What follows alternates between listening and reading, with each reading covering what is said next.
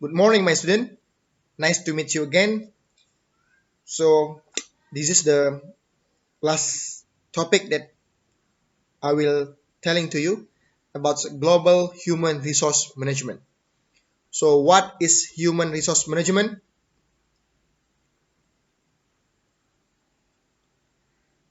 Basically, this also human resource management, one of the subject that you learn and it's about deep in the topics because in the chapter in the semester 6 or semester 7. But let's say I will telling you just a little bit about what is human resource management. So you have just assigned responsibility for staffing your company new facility in China. The facility will not only be responsible for manufacturing and assembling your product, will also be an export center for the entire region. Should you hire a local manager to run the facility, or should you bring in your own people? Should you try to have both local manager and manager from the headquarters? How will you deal with the labor force in China? The answer to this question are all part of company's human resource strategy. Human resource management or HRM refer to the activities and organized careers out to utilize in its human resource effectively. It includes activities like determine the overall human resource strategy, how a firm should be staffed, how manager will be evaluated, how management development will be achieved, what compensation package will look like, and how the firm will manage its relationship with labor. As companies have become more dependent on foreign market, both as a source of revenues and a source of low-cost labor and material, human resource strategy has become increasingly important for firms.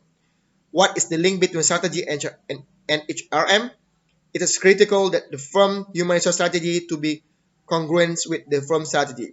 Remember that a firm strategy is implemented through its organization, and if the right organization is not been there, the strategy won't work. For example, a firm pursuing a localization strategy need to be sure that the local manager are involved in decision making. Similarly, firm with traditional strategy need to have the means to transfer and disseminate information throughout the firm. So HRMs tend to be more complex in international companies as compared to domestic companies because the difference of labor markets, legal system, economic system, and so on. If a firm bring in their own manager to the foreign location, the firm has to deal with the issues related to expatriate or citizen of one country who is working abroad. So HRM must also determine when they use expatriate manager, who should be sent for assignment, how they should be compensated, how they should be trained, how they should be oriented when they return home. So in this slide, you can see that what is the strategic role of HRM international firm. Here you can see the role of human resources in shaping organization architecture. What is a staffing policy? A firm staffing policy involves the selection of employees who fit the needs of specific job and who will be effective at promoting the firm corporate culture. GE or General Electric, for example, hire people who not only have the skill necessary for a particular job, but also who have behavioral style, belief, and value system that fit the company's corporate culture. There are three main approaches to the staffing in international firm: the ethnocentric approach, the polycentric approach, and geocentric approach.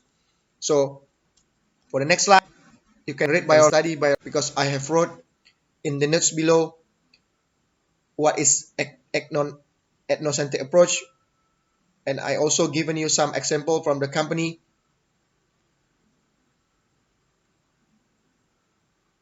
And what is staffing policy is best, and why is expatriate valor. This one you can study at home and enjoy your day, enjoy your study, and have a nice day. Thank you. Thank you for listening to me.